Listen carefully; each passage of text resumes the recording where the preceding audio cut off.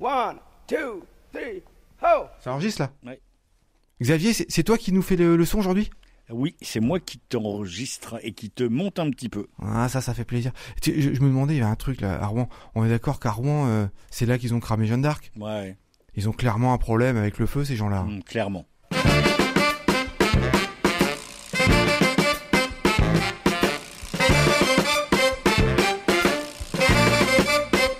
Salut tout le monde, c'est Pause Vélo, on est ravis de vous retrouver. Aujourd'hui on fait une émission spéciale vélo cargo. Comment se déplacer avec un vélo cargo, quel avantage ça procure. On parlera des boîtes à vélo, on aura deux invités, on aura Barbe Noire qui fabrique des savons et qui les vend grâce à son tricycle. Et puis on a Céline, comment ça va Céline? Ça va très bien. Eh ben c'est cool. Ouais, très content d'être là. Eh ben tant mieux. Céline, tu possèdes un vélo cargo depuis pas très longtemps, c'est ça? Ouais, ça doit faire à peu près 6 mois, ouais, aux grandes vacances, un peu avant même. On est allé sur Rennes chercher un vélo cargo dans un magasin spécialisé, parce qu'à Alençon on n'en trouve pas beaucoup. Ouais. Et on l'a fait. Moi je l'ai fait parce que mon véhicule ne bougeait plus de l'emplacement qui était alloué à la maison. En fait. Alors ouais, je commence mal, j'ai oublié de dire qu'on enregistrait à Alençon, parce que Ouais. qu'à Alençon on n'en trouve pas. On enregistrait à Alençon, plus connu sous le nom de Los Angeles. Tu peux nous décrire ton engin, à quoi il ressemble, enfin en toute voilà, Ouais. à quoi il ressemble ton vélo Alors cargo? mon cargo, c'est un normalement on peut avoir 4 enfants dedans, Oui. Dont un bébé, 3 enfants en bas âge et un bébé. J'avais la coque pour le bébé si je voulais, mais moi quand je l'ai acheté, c'était pas l'utilité que je voulais en faire. Je voulais l'utiliser pour aller faire mes courses, tout simplement. Parce que mon véhicule à la maison, il ne bougeait plus du tout. Il ne bougeait qu'une fois par semaine pour aller faire mes courses. Donc inutile. Inutile, puisque je fais tous mes parcours en vélo habituellement. Et ton vélo cargo, c'est une roue à l'arrière avec Ah la oui, selle, c'est ça. le guidon Non. et entre la roue avant, Non, vas-y décris-nous. alors mon vélo cargo, c'est un vélo avec devant une caisse en bois et 2 roues. Ah, c'est un tricycle en Ouais, fait. c'est un 3 roues. triporteur, moi, exactement. D'accord, oui, un C'est triporteur. Tricycle, ça fait un petit peu plus enfantin. Oui, Voilà. ça fait plus adulte. C'est un triporteur. Ouais. Il n'a pas d'assistance électrique. Oh là là, il pèse combien? J'ai pas regardé, mais c'est vrai que quand il y a une côte, j'ai un peu du mal à avancer. Mais voilà, je prends mon temps, quoi. J'ai pas, je veux dire, si j'ai pris un vélo de ce style-là, c'est pas pour aller plus vite que d'habitude, justement. C'est pour prendre le temps de se balader, de découvrir. Et non, pour l'instant, il n'y a pas. Mais on y pense, mais j'aimerais bien trouver un système où il n'y a pas besoin d'être lié à une prise. J'ai une question. Alors on est avec Xavier qui Oui. qui est à la technique sur cette émission. Enchanté, ravi de participer à cette émission. Du coup, j'avais une question. Quel est le cercle en kilomètres des déplacements? Est-ce que vous êtes dans un centre-ville ou est-ce que vous êtes à la campagne? Et du coup, pourquoi la voiture ne circulait plus et est restée à stagner sans bouger? En fait, moi, j'habite sur une commune autour d'Alençon, à Damigny. Et donc, j'ai à peu près 4 km pour rejoindre mon travail. Donc, je ne voyais pas l'utilité de prendre mon véhicule, parce qu'en fait, je perdais plus de temps sur la route avec mon véhicule qu'à vélo. Souvent, j'arrive avant les autres. Et puis, en plus, c'était énervant parce que les gens, le matin, sont un petit peu, un peu stressés. Ils sont tout le temps à la bourre, donc énervés sur leur véhicule. Et moi, je ne trouvais pas d'intérêt. Et puis je me suis dit, une personne dans une voiture avec autant de véhicules à partir le matin, ça m'embêtait un peu. Donc j'ai dit, je prends mon vélo, on verra bien. Et puis ça fait plus d'1 an que je suis en vélo chaque jour, oui, à faire le trajet de ma maison au travail et le travail à la maison. Et puis des fois pour des petites courses en ville aussi. Alors à la maison, chez toi, vous vivez en famille, donc vous avez une autre voiture quand même. On a une voiture qui est là pour si on doit se déplacer sur un grand voyage. Mais on est tous les 4 à vélo. Donc le vélo cargo a servi à remplacer la deuxième voiture. Voilà, a servi à remplacer la deuxième voiture. Mais moi, mes filles sont à vélo, mon mari est à vélo, on va tous à vélo en fait. Alors fais-nous rêver, tu l'as acheté combien? Alors c'était un vélo qui avait déjà été utilisé, mais très très peu par la personne qui l'avait acheté, et on l'a eu pour moins de 200 €. Moins de 200 €. Ah oui, il n'y a pas l'assistance électrique. Il n'y a pas l'assistance électrique. Et à la pratique maintenant, est-ce qu'il y a des choses que tu changerais, que tu regrettes, ou des choses au contraire, des avantages que tu y vois? Alors, moi, pour l'instant, j'y vois que des avantages. Il y a que le problème, oui, de l'assistance que je n'ai pas, mais que je ne veux pas parce que je veux pas être tributaire de l'électricité. Donc, pour l'instant, j'attends. Mais je pense qu'avec le temps, oui, quand la caisse, elle est pleine de courses, c'est le problème, c'est que ça fait un poids. Ouais. Donc, je mets plus de temps à rentrer, mais je le fais quand même, quoi. C'est pas non plus impossible. Mais il faut pas se taper une grande côte comme Boulevard Colbert, où là, quand on vient de la grande surface, évidemment, c'est assez lourd. Faut pas s'arrêter en fait.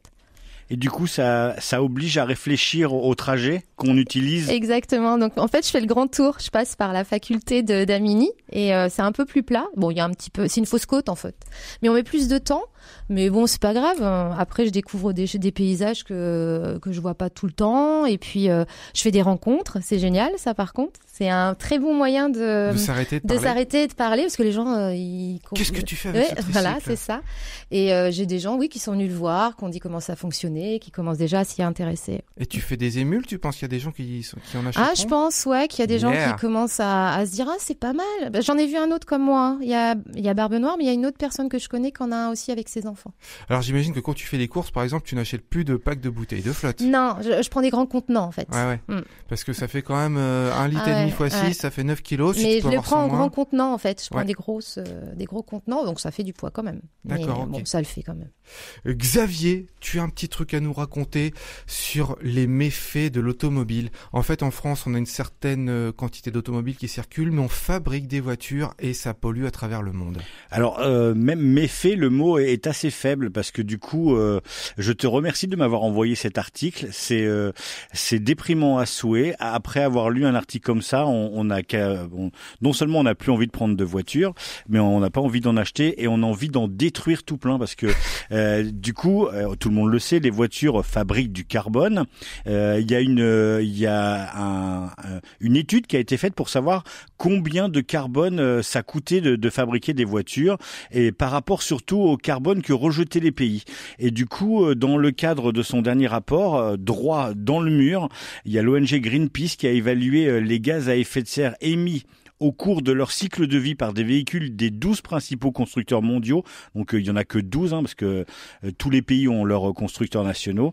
Et ce rapport prouve que les 12 constructeurs de voitures laisseront une empreinte carbone totale de 4,8 gigatonnes de CO2. Alors dit comme ça vous parle peut-être pas. Si je vous dis que c'est l'émission annuelle de gaz à effet de serre de tous les pays de l'Union européenne, elle est estimée à 4,1 gigatonnes équivalent de CO2, ça veut dire qu'en fait, les 12 constructeurs de voitures, à eux seuls, ils émettent plus que les 12 pays de tous les pays de l'Union européenne. Donc c'est assez énorme. Donc il faut faire super attention parce que si on continue comme ça, on va droit dans le mur. En sachant que les deux principales voitures marques françaises, PSA et Renault, en fait, à elles seules, elles font plus de rejets que l'ensemble du territoire français. Juste ces deux marques-là, voilà, c'est plus que ce que nous on rejette. Donc, et j'imagine que si on additionne les chiffres, parce que du coup dans une année il y a ce que nous on rejette et le total des voitures, vous imaginez que c'est plus droit dans le mur. Non seulement on est au bord de la falaise, mais on fait les deux premiers pas qui nous permettent de tomber dans l'eau, quoi. Mesdames, Mesdemoiselles, Messieurs, l'avenir vous jugera. Enfin, moi, en tout cas, je peux me permettre de dire un petit truc, bande d'assassins. Parce que là, c'est pas seulement un crime contre la planète, c'est un crime contre l'humanité. L'effet de serre, c'est plusieurs centaines de millions de morts selon les projections des scientifiques. Donc, quand on fait ça, on est un assassin. Et je vous ai parlé que des marques françaises, parce que les gens, dans l'étude, ils parlent bien sûr des grosses marques comme Volkswagen, BMW, Daimler, qui sont les trois plus grosses marques de voitures qui vendent dans le monde, et eux ils en sont à 878 millions de tonnes rien que d'empreintes carbone pour ces trois marques qui sont juste allemandes, et donc elles dépassent l'Allemagne qui elle fait 866 millions de tonnes. Donc toutes les marques nationales en fait font plus que leur pays.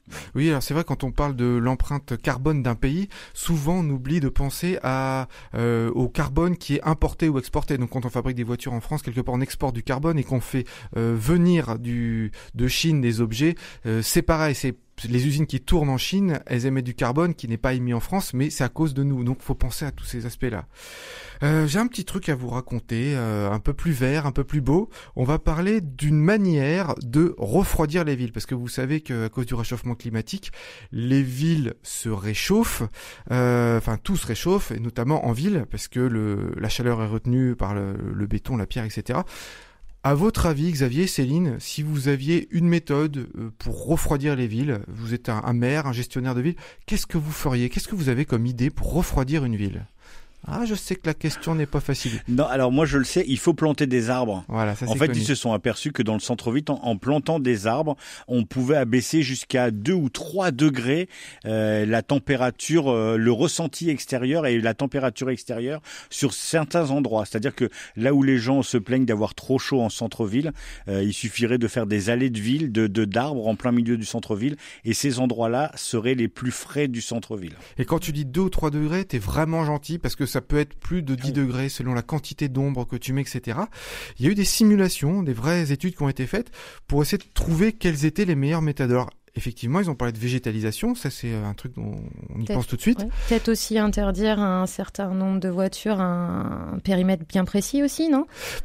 Pourquoi faire ? Pour limiter le nombre de CO2 rejeté localement ? Pour avoir moins de véhicules, donc moins de gaz à l'intérieur des centres-villes, et donc ne relier que les grosses couronnes autour et l'intérieur laisser les vélos. Alors localement, le gaz est mis localement, Ouais. ça ne réchauffe pas localement. C'est toujours le gaz, il est, faut que ça soit déjà plus haut. Donc c'est pas un critère qui a été pris dans cette étude. Il y a autre chose, ce sont il y a le blanchiment des rues, c'est-à-dire que quand on peint quelque chose, enfin on sait très bien, hein, par exemple quand on veut chauffer de l'eau, les panneaux solaires qui chauffent la flotte, ils sont pas en noir, hein, parce que ça retient la chaleur. Et si on veut refroidir une rue, eh ben il faut qu'il y ait un maximum de blanc, ça reflète la chaleur. C'est pas pour rien que les villes du sud ou du nord du sud de la Méditerranée, du sud, voilà, tout est pas en blanc parce que ça renvoie la chaleur. Et c'est vraiment efficace. C'est pour ça, si vous achetez une voiture, si vous voulez avoir moins de frais de clim, eh ben prenez une voiture blanche. Et ensuite il y a l'arrosage, c'est-à-dire on met beaucoup d'eau, l'eau en s'écoulant embarque des calories, elle embarque la chaleur et ça permet également de rafraîchir la ville. Alors ça varie évidemment selon l'architecture des villes. On prend des vieilles villes à un centre ancien et puis on prend des rues toutes carrées comme aux États-Unis, c'est pas la même chose. Et puis quand on prend par exemple les médinas, les villes du nord de l'Afrique, c'est des rues toutes serrées qui sont petites où il y a toujours de l'ombre et de la fraîcheur. C'est aussi un critère, la façon dont on agence les rues. Mais le plus efficace, c'est la végétalisation, parce qu'on met de l'ombre partout. Alors pourquoi je parle de ça dans une émission sur le vélo ? Eh ben c'est tout simple. Sur une place de parking, on met 8 vélos. Donc, on enlève 8 places de parking, on en garde une où on met 8 vélos, puisque finalement on a réussi à transporter les gens en vélo. Il reste donc 7 places de libre. Qu'est-ce qu'on y met ? De la verdure, des arbres. Donc une ville où on élimine la voiture pour mettre du vélo, c'est une ville où on peut remettre de la verdure. Donc déjà, si on met des arbres, on capte du carbone, et en plus, on rafraîchit la ville grâce à l'ombre. Voilà pourquoi je voulais parler de ça dans cette émission. Moins de places de parc, c'est plus d'arbres. Je vous propose à présent qu'on commence notre petit tour du monde avec Okan. Okan qui est parti de Suisse pour rallier le Japon et sensibiliser sur l'AVC. Okan, c'est à toi. Salut Pause Vélo, alors je suis arrivé à Milan. Milan, la première chose que tu vois à vélo, c'est le stade de foot de San Siro. Là où l'Inter et le Milan AC se partagent le stade en fait. Après, tu roules en ville, mais il y a ces pistes cyclables, soi-disant cyclables, avec tout plein de bosses et de trous. C'était assez pénible, du coup, moi je préfère rouler quand même sur le bitume et rouler sur la route. J'ai pris une auberge de jeunesse parce que ça faisait 4 jours que je pédalais, j'étais un peu fatigué, j'avais besoin de recharger surtout mes batteries, tout ce qui est électronique, drone, téléphone, les powerbanks, etc. Et je me rends compte que je ne peux pas charger mon drone comme je pensais. J'ai oublié la prise secteur, du coup je suis un peu embêté. Je trouve un magasin DJI et heureusement il y en a un à Milan. Je vais acheter ce que j'ai besoin et en ressortant, je tombe sur deux monsieur qui étaient en train de regarder mon vélo et on a commencé à sympathiser. Et un des deux m'invite à manger le soir. Du coup, comme il y a une bonne affinité, j'y vais. Et c'est incroyable, ça allait être vraiment ma première rencontre frappante de mon voyage. On a discuté, il était vraiment très intéressé par le projet. Encore aujourd'hui, chaque 2 jours, il m'écrit pour savoir si je suis en sécurité, si je vais bien, qu'est-ce que j'ai fait, etc. C'est tellement attachant, je trouve ça vraiment cool de sa part. Et il a aussi fait quelque chose et que ça m'a vraiment surpris, c'est que comme il savait que j'avais encore en recherche de fonds, il a pris une liasse de billets et il me l'a mis en fait dans la poche. J'ai trouvé ça complètement fou. Et pas que pour l'argent, mais vraiment la personne en elle-même, c'était incroyable. Et j'en doute pas une seconde que je vais rencontrer encore d'autres personnes qui vont me marquer autant que Massimo. Après ma journée de repos, j'ai pris la route et je me suis dirigé vers Plaisance. J'ai fait une petite boucle, j'aurais pas forcément dû, mais je voulais voir un peu cette ville, ça m'a toujours parlé. Après j'ai vu d'autres villes comme Mantova ou Montagnana. C'est un village qui est au milieu de murailles. C'est juste fabuleux. J'ai trouvé ça trop beau. En plus, je peux envoyer mon drone en l'air et j'ai des meilleures vues que personne, que même les habitants n'ont jamais vu leur ville comme ça, quoi. Mais j'ai tellement envoyé mon drone qu'à un moment, il s'est pris un arbre. Heureusement, j'ai réussi à le rafistoler, tout ça, parce qu'il avait fait une chute de 10 mètres. Mais bon, il fonctionne encore, il vole encore, mais je le fais pas aller très haut maintenant. Après, je suis arrivé dans les plaines du Pô. Franchement, les plaines du Pô, c'est pas très intéressant, quoi. Tu as beaucoup de champs de maïs. J'ai tout vu. J'ai vu comment maintenant on récolte le blé, comment presque on le plante, comment il fauche. C'est comme si j'avais fait un stage, en fait. Et ensuite, en fait, on arrive gentiment à Venise. Et Venise, ce sera pour la semaine prochaine. Bonne semaine, pause vélo. Eh bien, merci Okan de nous faire rêver et d'être aussi généreux. Okan, si vous le retrouvez, c'est AVCLO sur Internet. Il est un peu partout. On a été rejoint par Barbe Noire qui se déplace aussi en tricycle. Comment ça va, Barbe Noire ? Ça va pas mal. Merci de m'inviter. De rien, ça fait plaisir que tu sois là. Alors, Barbe Noire, toi, tu fabriques des savons, tu les vends sur les marchés et tu mènes toute ton activité à vélo avec un tricycle. C'est bien ça ? Alors, pas toute mon activité, mais les marchés, oui, je les fais avec mon triporteur. D'accord. Décris-nous déjà ton engin, à quoi il ressemble ? C'est un vélo un peu type hollandais, avec une grosse caisse en bois devant. Ouais. Et avec 2 roues devant, donc triporteur.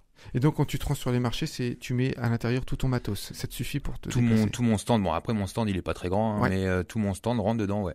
Alors pour parler des savons pendant qu'on y est quand même, ouais. Parce que ça m'intrigue, c'est toi qui les fabriques aussi ? C'est moi qui les fabrique, ouais. Et je les fabrique à froid, saponification à froid. Et tes ingrédients, ils sont locaux ou comment ça se passe ? Presque.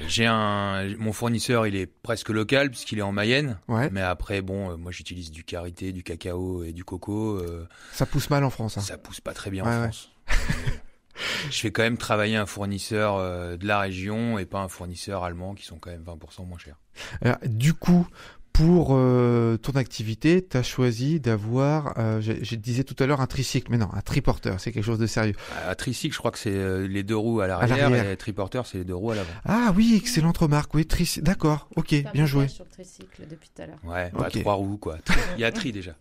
Et pourquoi avoir choisi ce véhicule-là plutôt qu'un autre, par exemple avec un moteur qui pollue ? Alors moi déjà, c'est aussi parce que j'ai pas le permis. Bon, ça c'est plié, d'accord. Voilà, donc il me fallait que je trouve un moyen pour pouvoir quand même être autonome à faire les marchés dans le coin. Et ça c'est donc j'ai un triporteur qui est quand même électrique. Donc parce que c'est lourd ce que tu as à transporter dedans. Moi déjà je suis lourd, je fais quand même presque 100 kilos, donc on rajoute ce qu'il y a dedans, plus mon chien qui est toujours avec moi aussi. Ouais. Ça fait quand même du poids. Plus le vélo en lui-même qui est même à vide et lourd. Plus la barbe peut-être, il y a au moins 3 kilos de poil. Hein. Ah, il y a quand même du poil, ouais. Après c'est pas très lourd. Et du coup ton stand il a été réfléchi, en fonction de la taille de ta caisse que tu trimbales. Est-ce qu'il a fallu concevoir un stand ou prendre un vélo en lien, tout était en lien ? Je me suis adapté en fait. Je me suis adapté à la taille de la caisse. Après, c'est quand même plutôt bien tombé. Mais bon, après, comme tout ce que j'ai fait, je l'ai fait par les contraintes.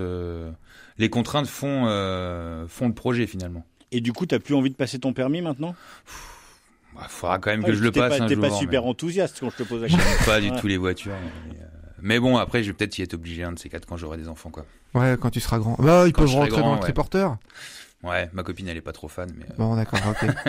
Et il t'a coûté combien ? Avec l'assistance électrique, on monte quand même à 2200. Je crois qu'il était à 1500 sans l'assistance électrique. Ah, mais si on compare avec une voiture, t'es largement gagnant. Ouais, surtout qu'il y a quasiment pas d'entretien. Moi, j'ai changé 2 fois j'ai eu 2 roues crevées. J'ai dû faire un entretien en 4 ans. Ça m'a pas coûté cher d'entretien, quoi. D'ailleurs, je rebondis avec toi, Céline, parce que tu as revendu ta deuxième voiture pour t'acheter le triporteur. Ouais, carrément, ouais. Donc financièrement, c'est que du bonheur. Ouais, j'ai même gagné sur la voiture que j'ai vendue. Ouais, ça m'a pas coûté le même prix. Je crois que je me suis trompée tout à l'heure. J'ai dû te dire 200, mais j'étais plus près de 2000 que j'ai oublié un zéro, moi. Mais c'est la même chose que le tien, en fait. Moi, c'est Baboa, la marque. Ouais, je crois que c'est ça aussi, ouais. Sauf que lui, il peut fermer. C'est ça, tu peux fermer le dessus avec des planches. Après, tu peux choisir soit pour transport d'enfants ou soit pour transport de marchandises. C'est ça. Ouais. Moi, c'est pour enfants. Et là, on est en train d'acheter une bâche justement pour protéger si je vais faire mes courses. Moi, si je mets les enfants dedans, je risque d'avoir des problèmes avec les services sociaux. Si tu fermes le coffre, ouais. Ah, ça fait pas congélo, non? Ça fait pas congélo. Non, l'assistance électrique, elle est si on pas. se débrouille bien, on peut. L'assassin avec sa barbe noire qui transporte les gamins dans le coffre de son tricycle. C'est ça. Super. Et puis tu l'as customisé donc à l'effigie à ta marque, quoi. Je vais bientôt plus le customiser. Là, j'ai finalement mis sur la caisse. Que mon logo sur le devant de la caisse. Ouais. Mais je vais bientôt plus le customiser puisque la caisse a un peu vieilli en 4 ans vu qu'il dort dehors. Ouais. Malheureusement, j'ai pas de garage. Je vais l'habiller entièrement la caisse d'autocollant. Mais quand même, tu vois, on te voit quand tu te promènes en ville avec, on voit c'est écrit barbe noire. En gros, ça te fait ta pub, tu transportes avec ta pub, comme n'importe quel autre véhicule. Ça a été un bon outil marketing. Ouais. Voilà, c'est ce dont j'allais te parler. C'est aussi ça te donne une image sympathique. C'est plus cool que si t'étais en voiture, non? Ouais, je fais plus sympa en triporteur qu'en vrai, quoi. C'est ça que tu veux dire? Non. Puis t'abordes plus facilement les gens. Oui, voilà. C'est ça aussi. Ouais, c'est vrai qu'il y a un côté sympa que les gens aiment bien voir le triporteur. Et puis le logo, on le voit plus longtemps parce qu'une voiture, ça passe plus vite qu'un vélo, en fait. Exactement. Le logo, on le voit plus longtemps. Ouais. Ah, il a tout réfléchi. Ouais. J'ai pas tout réfléchi, mais c'est bien tombé. Mais ça fait un bon constat, quoi. C'est ça. Et du coup, moi, j'avais aussi une question parce que on se retrouve à être alençonné autour de la table. Est-ce que vous, comme moi, vous avez pas ce sentiment que l'hypercentre d'Alençon est pas du tout fait pour la voiture et que du coup, il faudrait peut-être militer pour ce genre de choses? Je sais pas, moi je fais du vélo aussi et je me dis que vu que toutes les rues sont en sens unique, il y a des villes comme ça, quand c'est issu de cités médiévales, il faudrait peut-être réfléchir au fait que le centre-ville c'est pas fait pour les voitures. C'est vrai que c'est pas trop fait pour les voitures. Bon, moi j'en ai pas donc je peux pas trop dire, mais c'est vrai que c'est pas pratique en voiture. Et puis en plus le centre d'Alençon il est pas très grand, quoi, donc prendre la voiture pour se balader dans le centre-ville c'est pas vraiment top, quoi. Et c'est plat presque partout, donc une ville plate où rien n'est loin, rien n'est à plus de 5 km quand même on à habite. Pied, ça se fait super bien Alençon à pied, rien que le centre-ville c'est quoi? C'est une circonférence de 2 km. Moi j'habite plus vers Saint-Paterne, avant Saint-Paterne. Donc c'est une commune qui touche le centre-ville. Je dis ça parce que l'émission est écoutée partout en France, alors. Moi je suis soit à pied soit avec mon triporteur. Le triporteur honnêtement je l'utilise que quand je fais les jours de marché. Sinon, mon chien, il préfère quand même marcher que être dans le panier. Donc, je sais pas, je dois mettre de la limite de Saint-Paterne, je dois mettre 20-25 minutes à pied, quoi. Donc, ça va. Et donc, tu as une boutique aussi en plus en centre-ville et puis tu fais les marchés. Est-ce que tu vas très loin? Quel rayon tu couvres avec le triporteur? Je vais pas très loin. Le plus loin que je suis allé, c'est Fier. Donc, c'est à 14-15 km. Avec le triporteur par les petites routes? Ouais, je le referai pas. Non, c'est chaud. Puis en plus, il y a des côtes. Parce que je suis passé par les petites routes, donc oui, il y a des côtes. Et la batterie, mine de rien, ils disent qu'elle tient 40 km, elle tient pas 40 km. 40 km à plat, en descente peut-être, mais c'est ça, avec le vent dans pas le dès qu'il y a une côte. Ouais. Mais tu sais que tu n'es pas le seul à mener ton activité avec un vélo cargo. Il y a une structure, une association qui s'appelle les boîtes à vélo, où certainement tu pourras adhérer. C'est une association qui regroupe tout plein d'entrepreneurs qui travaillent avec leur vélo. Alors, l'exemple type, c'est par exemple la coiffeuse qui, au lieu de se déplacer en voiture, finalement avec sa trousse où il y a les ciseaux, les peignes et puis les shampoings, et puis l'espèce de je sais pas comment on appelle ça pour protéger les cheveux, blouse, voilà. Et elle a ça sur son vélo cargo, ou le plombier qui a sa caisse à outils qui tient aussi dans un vélo cargo, l'échelle pliable, tout ça. Alors, ça regroupe 120 entreprises à l'heure actuelle. C'est né en 2014 à Nantes, et puis ça a été fondé officiellement en début 2019. Ça regroupe tout plein de services du style la restauration, l'artisanat, la logistique, etc. Je crois même que c'est à Rennes où il y a une boîte de déménagement. Alors je sais pas s'ils peuvent mettre des canapés, mais des petits apparts alors. Des trucs faisables. Pas beaucoup de bordel. Ou alors faut faire beaucoup d'allers-retours. Voilà. Enfin, en tout cas, c'est lesboîtesavelo.com ou .org. Sur internet, c'est facile à trouver. Je pense que tu pourrais trouver un réseau d'entraide, de conseils là-dedans. Barbe Noire, ça pourrait t'aider. C'est une bonne idée, et puis c'est implanté dans une dizaine de villes. Donc fais-le, comme ça fera une 11e ville à Alençon. Il y en aura une en plus. Faudra que tu m'envoies les coordonnées. Je t'enverrai ça. Vous pourrez trouver les coordonnées également sur le site de Pause Vélo, sur pausevélo.com, et puis sur toutes les plateformes où est diffusé Pause Vélo. Alors il y a plusieurs radios un peu partout en France et en Suisse. Vous pouvez nous rejoindre sur SoundCloud. Il y a aussi Twitter, Facebook et la chaîne YouTube. Allez-y, partagez, faites découvrir autour de vous l'émission et mettez des commentaires pour nous faire remonter dans les algorithmes. On a besoin de vous. Et n'oubliez pas que si vous faites de la pub pour Pause Vélo, vous contribuez à sauver la Terre, puisqu'on essaie de mettre les gens sur leur vélo. Alors l'agenda de la semaine. Samedi 12 octobre, il y aura une bourse au vélo. Vous voulez vendre un vieux vélo qui traîne dans votre garage ou en acheter un vélo de seconde main. Des fois, ça vaut rien du tout alors que c'est des vélos tout propres juste parce que les gens veulent s'en débarrasser. Il y a une bourse au vélo à Villard-des-Dombes, c'est dans l'Ain. Et si vous voulez en savoir plus, allez sur velook.fr, VELOOK.fr, qui recense toutes les bourses à vélo de France et maintenant de Suisse. Le dimanche 13 octobre, c'est la fête du vélo à Saint-Prix dans le 95. Il y a tout plein d'animations, des ateliers de réparation, on pourrait tester des VAE, il y a des balades, il y a des quiz avec des lots à gagner. Donc c'est à Saint-Prix dans le 95, le dimanche 13 octobre. Et puis le 13 octobre également, à Tulle, à la maison de quartier de Virvial, j'espère que je prononce bien, il y a l'association à bicyclette qui répare votre vélo si vous venez lors du marché festif. Là, je trouve que l'idée est géniale. Il y a un marché qui est organisé et l'association à bicyclette, il propose de faire le gardiennage de votre vélo. Donc vous venez, il le garde et en même temps, pendant que vous êtes en train de faire votre petit truc, ils le réparent, ils vont huiler la chaîne, ils vont regonfler les pneus, faire la petite réparation comme ça, ce qu'il y a à faire, et vous repartez, vous avez rien vu, et vous avez un vélo nickel. Donc c'est une superbe idée, si vous tenez une association quelque part, où que ce soit en France, voilà une idée géniale. Greffez-vous sur les festivals et proposez de faire du gardiennage de vélo, je trouve que l'idée est géniale. On reste avec l'association à bicyclette de Tulle, le jeudi 17 octobre, ils organisent un atelier réparation à Argentat, c'est toujours en Corrèze, à côté de Tulle, à l'épicerie Le Silo. Donc si vous êtes du côté d'Argentat, amenez votre vélo et l'association à bicyclette va le réparer, va vous aider à le réparer ou va le réparer. C'est tout ce que j'avais comme info à vous raconter sur les choses qui se passent autour de l'univers du vélo pour cette semaine. Eh ben les copains, on va se quitter là-dessus. On se quitte sur les notes jazzy de Vladimir Delavigne. Le titre c'est Périphérique. Et n'oubliez pas un truc très important les amis. Pour sauver l'humanité, faites du vélo!